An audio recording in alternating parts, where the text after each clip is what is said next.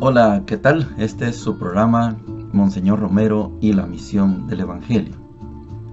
Miércoles 18 de octubre, fiesta de San Lucas, evangelista. San Lucas no es apóstol, algunos lo proclaman como apóstol. San Lucas es un evangelista. Escribió un solo libro que comprende el actual Evangelio de Lucas y los Hechos de los Apóstoles. Antes eran un solo libro. Alguien estratégicamente lo partió en dos, le puso una conclusión a la primera parte, y es el Evangelio de Lucas, y una introducción a la segunda parte, y es el libro de los Hechos de los Apóstoles. No vamos a tocar aquí las lecturas que competen a la fiesta de San Lucas, porque queremos seguir el hilo conductor, lo hemos dicho innumerables veces. Hoy quiero comenzar el programa haciendo una ironía. Quiero darle un aplauso a Israel. Ayer bombardeó un hospital. 200 muertos, después 700, hoy se habla de 900 y hay cientos de heridos y desaparecidos. Bravo, bravo Israel, bravo pueblo de Dios. Qué bello que tus aviones vayan y maten la gente que no se puede defender. Esto no puede ser. Eso no es el pueblo de Dios. El pueblo de Dios tiene como mandamiento principal amar, no matar, menos a heridos y enfermos que están en un hospital. ¡Qué tragedia! Yo no sé del tamaño de las bombas, pero estudiosos dicen es una bomba de muy alto peso. Se habla de arriba de 1000 kilos. Yo conozco, en mi cabeza solo cabe la bomba de 500 libras, que es medio kilo, pero aquí estamos hablando de 1000 kilos. No tengo la idea. Y los estudiosos dicen que están echando la culpa, que fue el mismo Hamás, pero los lanzadores, ya no sé cómo se llaman esas cosas, los que lanzan los misiles, no tienen capacidad para esos pesos, dicen. Pero el aplauso para Israel, bravo, qué bueno que mate enfermos. Se parece bastante a Adolfo Hitler, ya casi se parece a Adolfo Hitler. Aquel los quemaba en cámara de gas, los mata en los hospitales. Bravo pueblo de Dios. Qué vergüenza mundial. Y ahí va Estados Unidos. John Biden llega en pocas horas, va a estar allá. Vaya, muy bien. Ahí está la primer ministra alemana. Reúnanse como buitres, como sopilotes. Vayan y celebren, vayan y cuenten cuántos muertos van ya. Vayan, diviértanse. Que les escurra la sangre como a Drácula. Sí, qué vergüenza. El mundo no merece este tipo de gente. En la primera parte entonces vamos a hablar del inciso B de este discurso, en el numeral 2, inciso B. Vamos a hablar de que Monseñor dice que hay mayor claridad sobre la encarnación y la redención. Es que como son temas que históricamente se puede decir son tan etéreos, tan elevados, que no se logran aterrizar. Y Monseñor dice, en base a la experiencia de la Iglesia, de la Arquidiócesis, ahora entendemos estas cosas. Por ejemplo, ahora entendemos mejor qué significa o qué es pecado. Ya ve que pecado es lo que dio muerte a Jesús, y pecado es lo que sigue dando muerte a los hijos de Dios.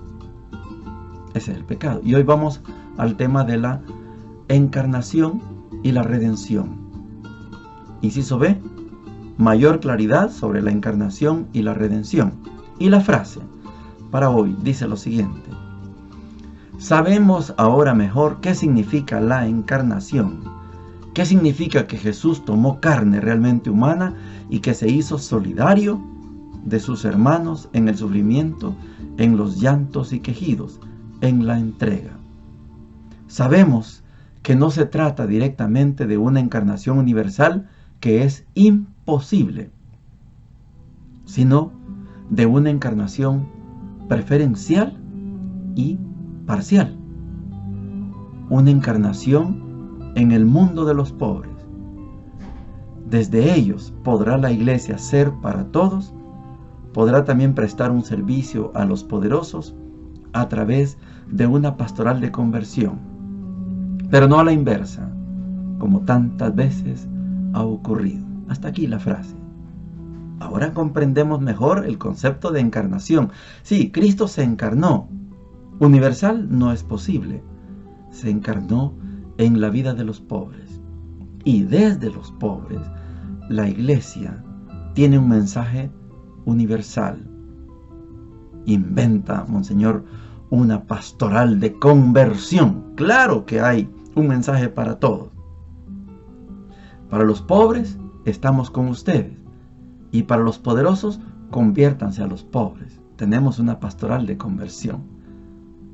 Para Israel, para Hamas, para Rusia, Ucrania y todos los que les encanta y viven de la guerra, los que venden armas y hacen millonarios, tenemos un mensaje universal. Conviértanse. Basta ya de miseria en guerra. Conviértanse. Vengan, sirvamos a los pobres y hay salvación para toda la humanidad. Esta claridad de Monseñor Romero es maravillosa y hay una consecuencia grave. Monseñor Romero se salió del grupo del que le gusta predicar de manera universal. Él se reía de eso, dice, el evangelio tiene que estar bien situado. Si no está situado, es un evangelio que puede hablar igual de la China, de la India, no toca realidades. No, hablamos de un evangelio del Salvador, para los salvadoreños y salvadoreñas. Este era el mensaje de Monseñor. La encarnación no fue universal, es imposible. Jesús se encarnó en el mundo de los pobres, y desde los pobres la Iglesia tiene un mensaje universal. Conviértanse a los pobres. Trabajen por los pobres y habrá redención, habrá salvación para todos y todas. Sigan así y la salvación seguirá siendo solo de los pobres. Los pobres se salvan, las pobres se salvan. Ustedes, los que tiran bomba, no se están salvando. No porque Dios no lo quiera, ustedes no quieren. Quieren seguir por ese camino, que les vaya bien. Aquí, en este programa, nos quedamos con los pobres. Y por los pobres hacemos un mensaje, un llamado universal. Oigamos a Monseñor. Inciso B. Mayor claridad sobre la encarnación y la redención. En segundo lugar, sabemos ahora mejor qué significa la encarnación. ¿Qué significa que Jesús tomó carne realmente humana y que se hizo solidario de sus hermanos en el sufrimiento, en los llantos y quejidos en la entrega? Sabemos que no se trata directamente de una encarnación universal, que es imposible, sino de una encarnación preferencial y parcial, una encarnación en el mundo de los pobres. Desde ellos podrá la Iglesia ser para todos, podrá también prestar un servicio a los poderosos a través de una pastoral de conversión, pero no a la inversa como tantas veces ha ocurrido. El mundo de los pobres, con características sociales y políticas bien concretas, nos enseña dónde debe encarnarse la Iglesia para evitar la falsa universalización que termina siempre en connivencia con los poderosos. El mundo de los pobres nos enseña cómo ha de ser el amor cristiano, que busca ciertamente la paz, pero desenmascara el falso pacifismo, la resignación y la inactividad, que debe ser ciertamente gratuito, pero debe buscar la eficacia histórica. El mundo de los pobres nos enseña que la sublimidad del amor cristiano debe pasar por la imperante necesidad de la justicia para las mayorías y no debe rehuir la lucha honrada.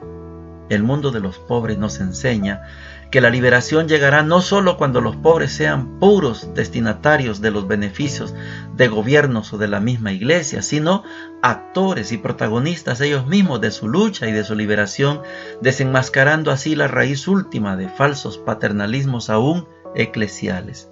Y también el mundo real de los pobres nos enseña de qué se trata en la esperanza cristiana. La Iglesia predica el nuevo cielo y la nueva tierra. Sabe además que ninguna configuración sociopolítica se puede intercambiar con la plenitud final que Dios concede, pero ha aprendido también que la esperanza trascendente debe mantenerse con los signos de esperanza histórica, aunque sean signos aparentemente tan sencillos como los que proclama el tercer Isaías cuando dice que construirán sus casas y que las habitarán, plantarán viñas y comerán de sus frutos. Isaías 65:21. Que en esto haya una auténtica esperanza cristiana, que no se esté rebajando la esperanza a lo temporal y humano, como se dice a veces despreciativamente, se aprende en el contacto cotidiano de quienes no tienen casa ni viña, de quienes construyeron para que otros habiten y trabajan para que otros coman los frutos.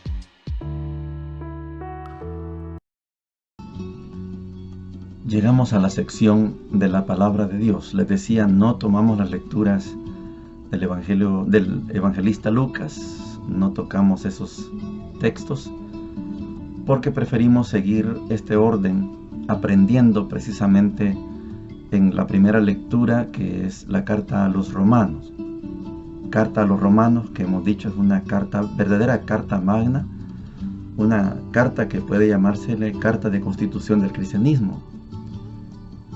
Hay una cantidad de elementos en la carta a los romanos que tienen validez porque los escribió San Pablo, porque San Pablo viene de una experiencia de conversión, de cambio. Hemos dicho que San Pablo no llegó a la conversión al cristianismo como usted y yo vivimos el cristianismo hoy. Por eso decimos que San Pablo no llegó al cristiano, no llegó a ser cristiano, sino él se quedó como un judío pensando en la restauración de Israel, y eso no es cristianismo. Sino usted y yo tendríamos que ser del pueblo que está matando enfermos con bombas en los hospitales. No, hasta ahí San Pablo se quedó con el sueño de la restauración de Israel. Por eso San Pablo no es cristiano, pero en esos términos como usted y yo. Usted y yo sí. Nuestro mandamiento fundamental es el mandamiento del amor. Eso es la herencia que nos dejó Jesús en el Evangelio de Juan. Pero San Pablo, cada vez que se refiere a los mandatos, mandamientos, a las obras, se refiere a los 10 mandamientos. Vamos a ver ahora el capítulo 2, versículos del 1 al 11. Ya vamos a empezar a ver cómo San Pablo nos va a contradecir al cristianismo que vivimos ahora. Pero sin embargo, es una carta de constitución, porque hay muchos elementos que son fundamentales para el cristianismo. Romanos 2, 1 al 11 dice lo siguiente: por tanto, no tienes excusa, tú que juzgas, sea quien seas, pues al juzgar al otro, tú te condenas, ya que tú haces lo mismo que condenas. Sabemos que la sentencia de Dios contra los que obran así es justa, y tú que juzgas a los que obran así y haces lo mismo, ¿piensas librarte del juicio de Dios? ¿O desprecias su tesoro de bondad, su paciencia y aguante, olvidando que su bondad quiere conducirte al arrepentimiento? Con tu cerrazón de mente y tu corazón impertinente, estás juntando castigo para el día del castigo, cuando se pronuncie la justa sentencia de Dios, que pagará a cada uno según sus obras. Él dará vida eterna a los que, perseverando en las buenas obras, buscan la gloria, el honor y la inmortalidad.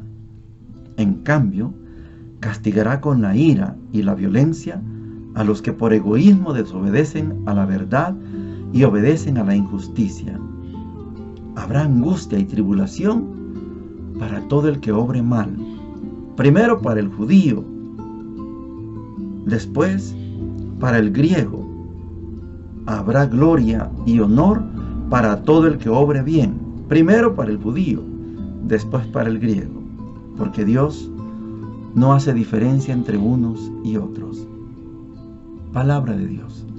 Te alabamos, Señor. Vamos a ir viendo poco a poco a San Pablo, que cuando diga obrar bien, hacer buenas obras, todo esto se refiere a cumplir los mandamientos, a cumplir la ley de Dios. No hay excusa. Deben cumplir los mandamientos el judío y el griego, el pagano. No hay excusa. Y si el griego no conoce la ley, tiene que cumplirla. Esto lo vamos a ver muy pronto. Vamos a estudiar eso. San Pablo se mete en un lío que yo no se lo deseo a nadie. Porque una cosa es que el judío tenga una tradición de los 10 mandamientos, de los 14, de los 40, de los 613 que promulgaba el judaísmo. Y otra cosa es el pueblo que le llama la atención esa predicación de Jesús y no tiene tiempo para aprenderse tanto mandamiento. Y San Pablo llega a decir más adelante, para eso tiene la ley natural, que les dice cuál es la ley de Dios. Por favor, es un lío tremendo. Y Jesús por eso, cuando llega en el Evangelio, no se complica la vida. No les dice, cumplan los 10 mandamientos. Aquel joven rico que se le acercó, cumple los mandamientos, y él le dice, ¿cuáles? Le señaló 6. Ni siquiera le tocó. No te harás imagen de lo que hay en el cielo o en la tierra. No le interesa a Jesús eso. Le dio 6. 5 de Moisés y la ley de él. Amarás a Dios y al prójimo como a ti mismo. El judío tiene una tradición de cumplimiento de la ley de Moisés. El que va llegando no tiene necesidad de eso. Por eso Jesús después lo resume en amen a Dios y amen al prójimo. Y más fácil en San Juan, ámense entre ustedes. No se tiren bombas entre ustedes, ni misiles, ni se critiquen, ni se roben entre ustedes. Ámense entre ustedes. Esta es la ley de Cristo. Esta es la ley que yo predico. Es la ley de Monseñor Romero. Monseñor Romero le están matando sacerdotes. Y se reunía con los militares. Y se reunía con los oligarcas. Los escuchaba. Y les decía lo mismo a uno y a otro. Conviértanse. San Pablo pone otra vez, en primer lugar en segundo lugar el otro. Jesús es parejo. El Evangelio de hoy está tomado de Lucas capítulo 11, versículos del 42 al 46, y dice lo siguiente: Hay de ustedes, fariseos, que pagan el impuesto de la hierbabuena, de la ruda y de toda clase de verduras, y descuidan la justicia y el amor de Dios. Eso es lo que hay que observar sin descuidar lo otro.